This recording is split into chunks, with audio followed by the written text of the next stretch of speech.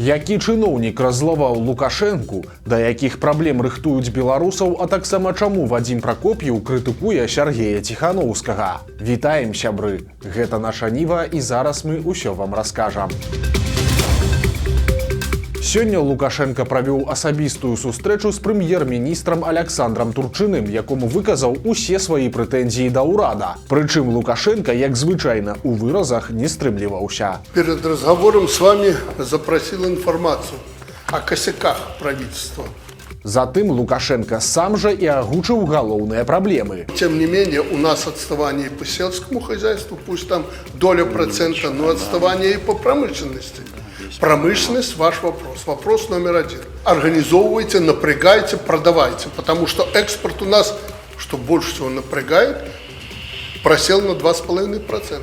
Акрамя таго, ён назваў імя высокага чыноўніка, якога ў бліжэйшай будучыні чакаюць вялікія праблемы. Это все понятно, но надо вице-премьера, отвечающего за сельское хозяйство, Шулейко, взять на жестокий контроль. Пока результата его деятельности я не вижу. А это его вопрос в производстве. Контроль он должен видеть, и особенно продажи, экспорт. Вице-премьер за это отвечает, как и все другие. Віцэ-прэм'еру Шулейку дасталася за праблемныя паказчыкі па вытворчасці і экспарту свініны. Шулейка, нагадаем, быў прызначаны намеснікам прэм'ер-міністра ўлетку 24-го года, а да таго чыноўнік кіраваў Брэскай вобласцю. Прычым падчас прызначэння Шулейку даручылі дамагчыся сур'ёзнага росту ў аграпрамысловым комплексе і дасягнуць адзнакі не ніжэй за 9 мільярдаў даляраў экспарту. Але ж, слухаючы цяперашняе абурэнне Лукашэнкі, атрымліваецца, што правёўшы год на пасадзе, Шулейка са сваім заданнем так і не справіўся. Пасля ж аказалася, што прэтэнзіі ёсць не толькі да беларускіх чыноўнікаў, бо Лукашенко нечакана даручыў разабрацца з казахскімі авіакампаніямі. Маўляў, мы іх абслугоўваем, а яны нас не хочуць. Еще один вопрос перелета частных казахских компаний через Беларусь. Наши самолеты там не обслуживаются, не заправляются.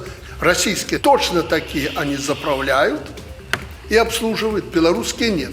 Надо выправлять ситуацию. Вот сейчас на особый контроль вопрос поставили. Нам надо блюсти и соблюдать свои интересы.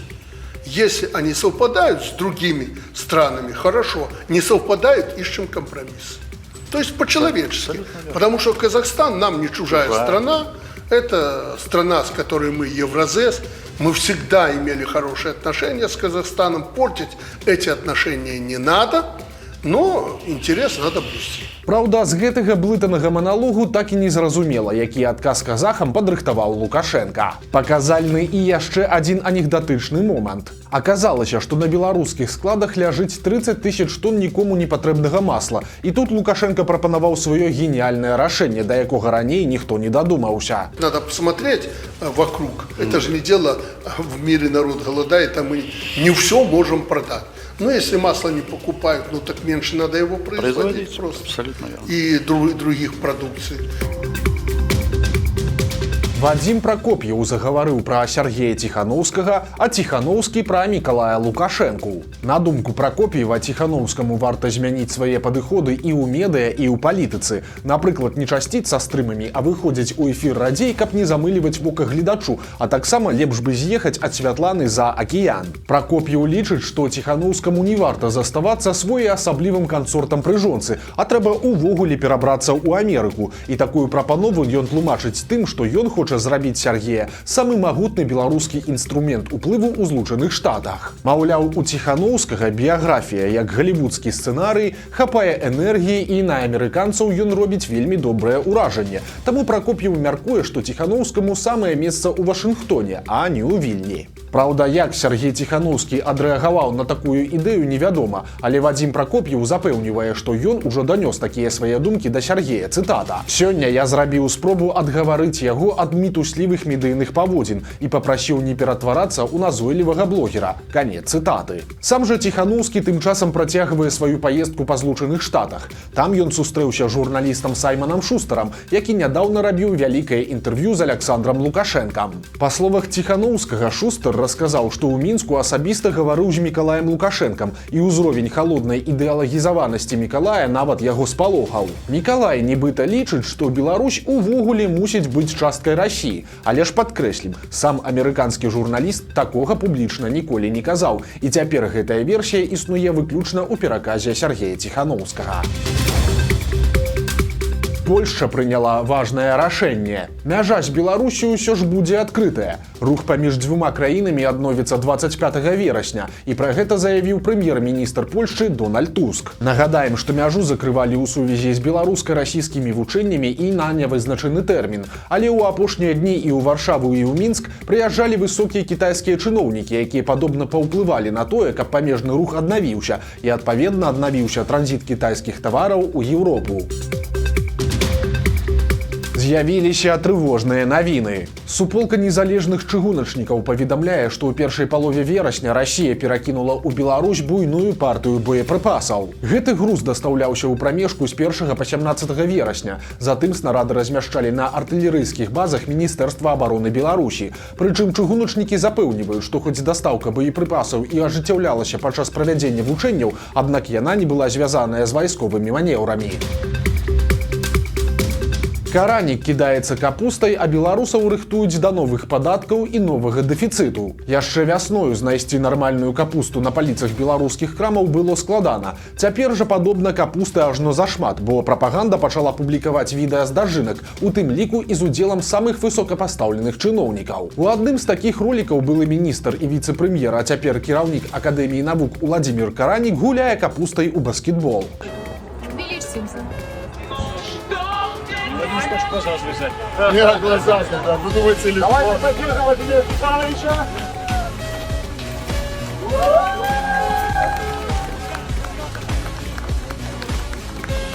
Дарэчы, у іншым конкурсе Каранік выйграў лапці, на што адрэагаваў наступным чынам. Ну попасть-то попал.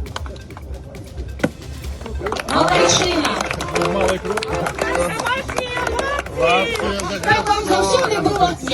Лариса, по Академии наук ходить в таких лаптях, само то.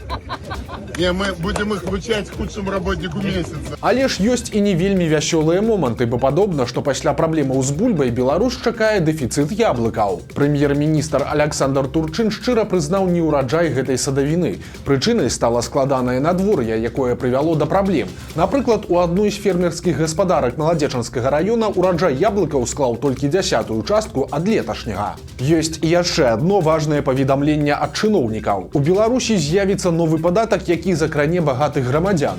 У Савеце Рэспублікі гэта называюць, цытата, павышэннем справядлівасці падаткаабкладання. Але чыноўнікі пакуль не агучваюць падрабязнасцяў, прычым гэтак званы падатак для багатых у Беларусі ўжо ёсць. З 1 студзеня 2024 года ўлады паднялі стаўку падаходнага для тых, хто зарабляе больш чым 200 000 беларускіх рублёў у год. Такія людзі плацяць ужо не 13% падатку, а 25%. Але, як бачым, на гэтым дзяржава вырашыла не спыняцца, і неўзабаве заможных беларусаў чакаюць перамены.